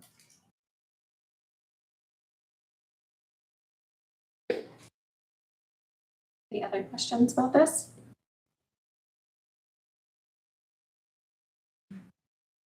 Thank you for the update. Of course, helpful to track. All right, any public comment? There's no public comment. Okay, this is just under discussion. So now we'll move on to measures E and I. Yeah, Vincent was supposed to be here. Did you set a time with it? He would, yeah. Okay.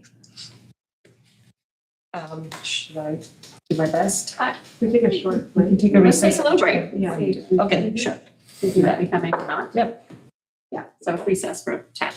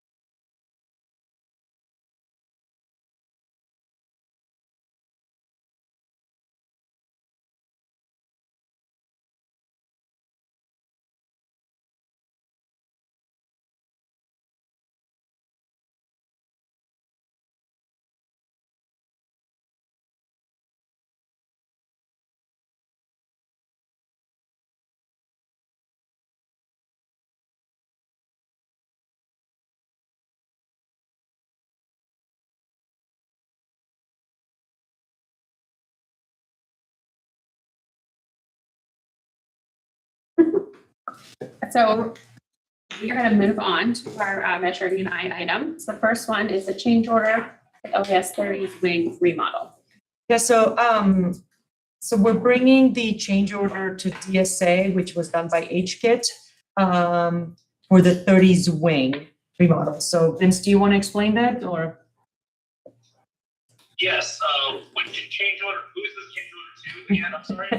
30s wing, it's the HKIT additional services requested in the amount of $9,500. Yes, so for the modernization project, the addition of that is also holding it.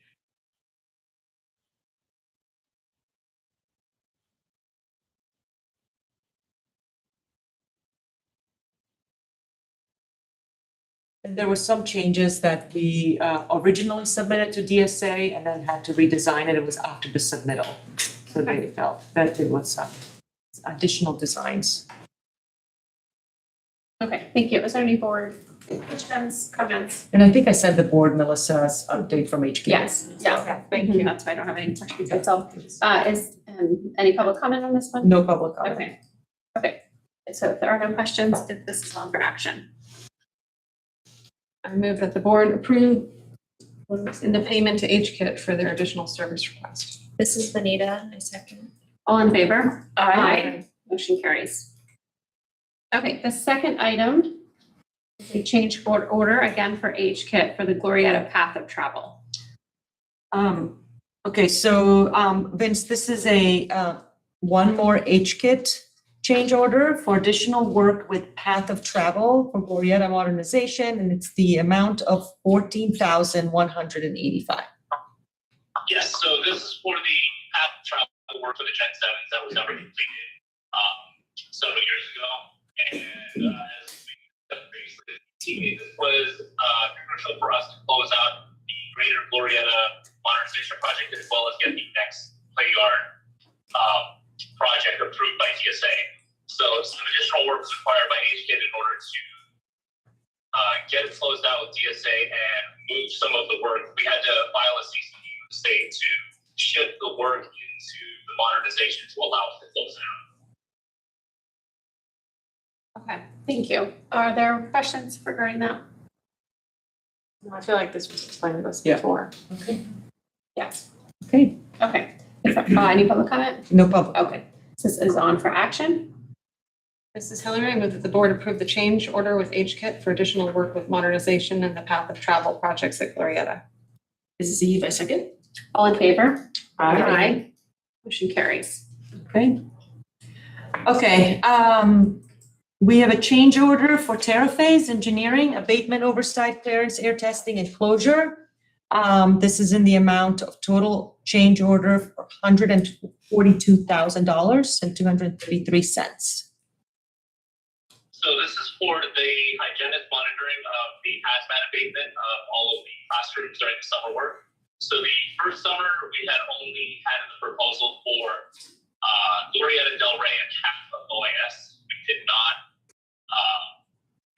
include the following summer's work as we were not sure as to the sequencing and the phasing of the work once we started. So again, now that we're approaching summer and the work is beginning to coalesce, we are putting together their scope and the amount of hours that it needs, working with the contractor. So that is for the additional monitoring required for the summer's hazmat abatement. Okay, thank you. Any comments or questions about this? This seems unavoidable and like just part of doing business. We know what the dollar amount was last time for this? Yeah, Vince, do you remember the dollar amount for the last summer for this contract? It was a slight bit less than this. However, this does include the mold abatement that is being performed by the contractor as well this summer. So we did require additional testing and monitoring for that and sweeping all of. Okay, thank you. So this is not necessarily something that we didn't anticipate. It's just that we didn't include it last time. Okay. Any other comments or questions? No, okay, any public comment? No public comment. All right, this is also on for action. This is Hillary. I move that the board approve the Terraphase Engineering change order dated January 23rd, 2026 in the amount of $142,233. This is at a second. All in favor? Aye. Motion carries. Okay, the next item, construction testing services. Okay. So Vince, this is the change order for construction testing services, CTS, in the amount of the change order is 17,000, I'm sorry. The new contract total is 152. So the change order is for escalation of the union wage rates increasing over year over year. And then a small amount of additional work that will be required for the path of travel that's occurring at Glorieta. So since there is some concrete and some asphalt work, there will be some additional soil and compaction testing required. So that is included in this as well. Thank you. Any questions or comments? Seems unavoidable. Same, yeah, agree. All right, any public comment? No public comment. Okay, is there a motion? This is Hillary. I move that the board approve the change order to construction testing services in the amount of $17,765.93 for increased costs. This is Eve, I second. All in favor? Aye. Motion carries. All right, E. Okay, IOR services, Inspector Record Services for the OIS 30s wing, in the amount of 15,600. So as we are adding an additional DSA project, there is some, and as well starting in spring break and not the summer, there is some additional services and admin work required in the IOR's end. So this is the change order to incorporate the additional 30s wing work into their scope. Can we anticipate other costs because we're doing work over spring break? No, this should be the only remaining cost for the 30s wing. Okay, thank you. What about the other schools? The other schools were already accounted for in the original proposal. Okay, great, thank you. Thanks. Okay, any other comments or questions about this item? I know Stuart's name is still on here. On the attachment? Yeah. Yes. Is that okay? Yeah. These were all placed on here by Stuart. His last, that's last minute. Yeah. Anything else? No? Okay, a public comment?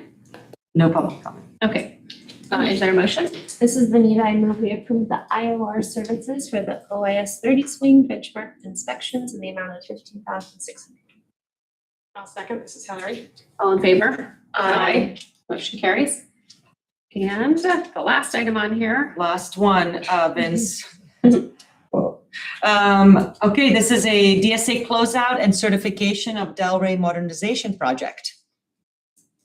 Yeah, pretty straightforward. This is the final closeout for the Delray modernization that occurred last summer. So we have wrapped everything up and submitted all of our paperwork to DSA and our final piece and just need to close it out. And this is their charge for that closeout? That sounds pretty straightforward. So I don't have any questions about that one. Anybody else? No.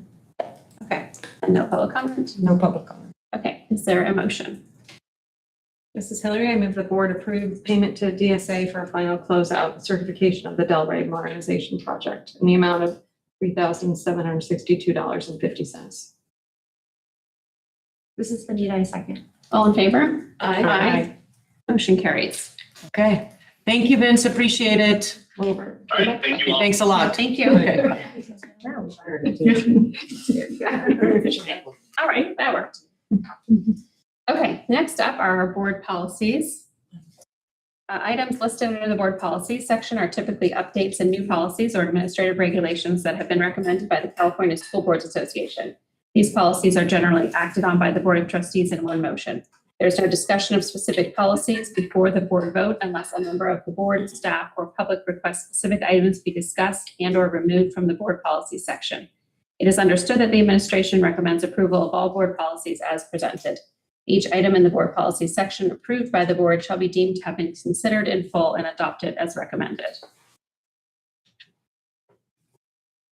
Is there any comment about any of these? No. Okay, any public comment? No comment. Okay, in which case these are on for action. This is Hillary. I move that we approve board policies in 10B through H. This is Benita, second. All in favor? Aye. Motion carries. Okay, that brings us to our communications and announcements. Charles, would you like to add?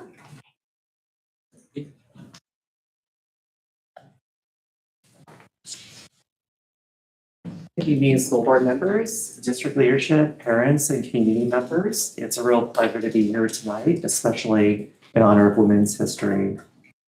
As we celebrate Women's History Month, I want to take a moment to recognize the amazing women who serve our students throughout the Orinda Union School District, from our classrooms to our support offices, everywhere here in the district. These are dedicated professionals who provide our students with the very best, with lots of heart every single day. Our schools are stronger because of their leadership and their brilliance and their care. That has been very evident for me in the 20 years that I've been here.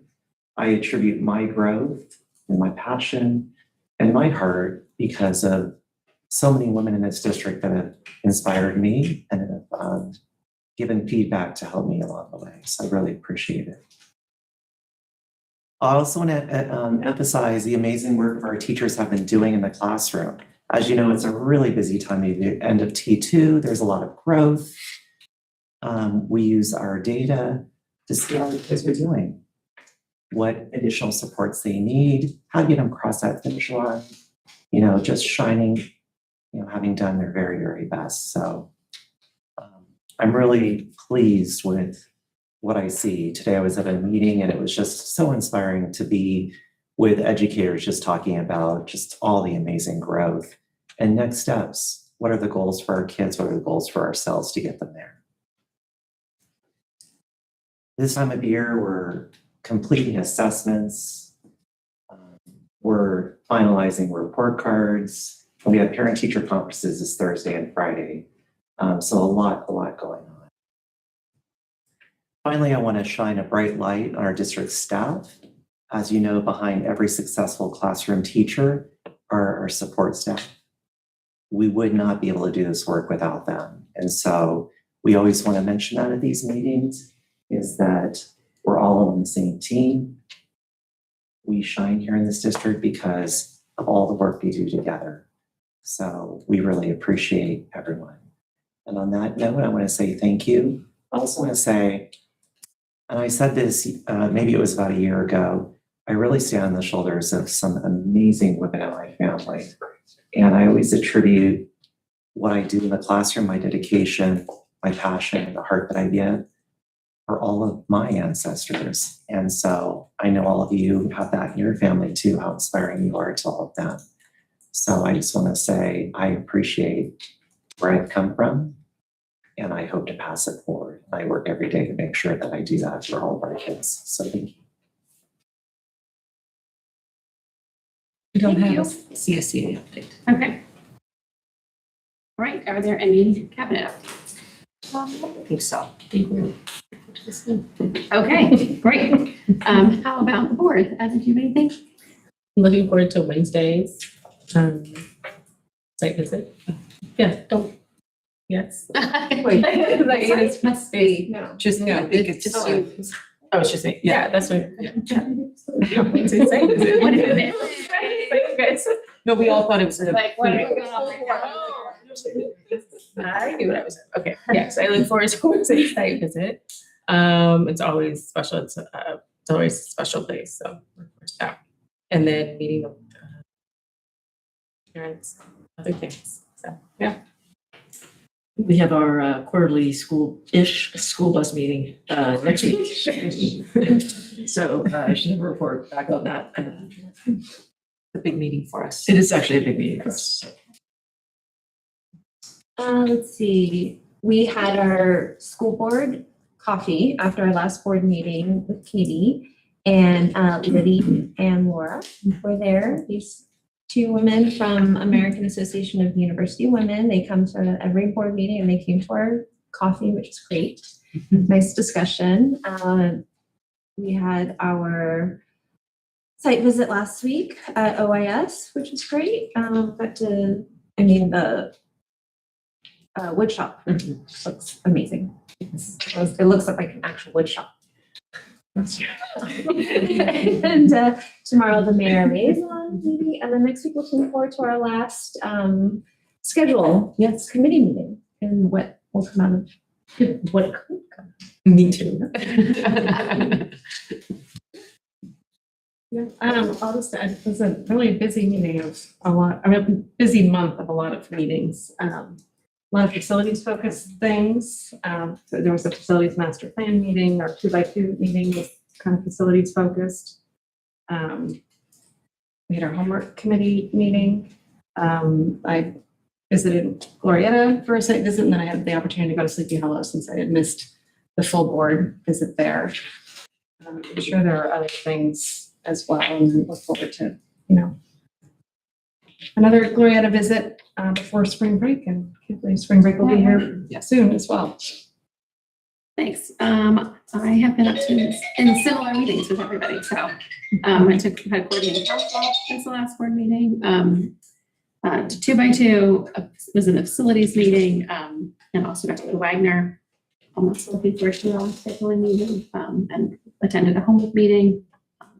Those have been really productive committees this year, so looking forward to them wrapping up soon. I think that's it. All right, so that's going to bring us to our consent calendar. Items listed under the consent calendar are considered to be routine and are acted on by the Board of Trustees in one motion. There's no discussion of these items before the board vote unless a member of the board, staff, or public requests specific items to be discussed and or removed from the consent calendar. It is understood that the administration recommends approval of all consent items. Each item on the consent calendar approved by the board shall be deemed to have been considered in full and adopted as recommended. So, is there a motion for the consent calendar? This is Hillary. I move that we approve the consent calendar. This is Etta, I second. All in favor? Aye. Motion carries. All right, next up to our future agenda items. So our next regular board meeting is in April after spring break. Yes, and we are going to do our couple months of recognitions and celebrations. So Brian will take us through Teachers of the Year and Classified Staff of the Year presentation. As I mentioned earlier, we'll have our counseling annual presentation, and then we are actually finishing our homework committee by bringing it to the board in a format of a potential new homework policy. So that's our big lineup for April. And then in May, retirees and parent recognitions, a couple of the annual reports, and then our committee of school day schedule will present there.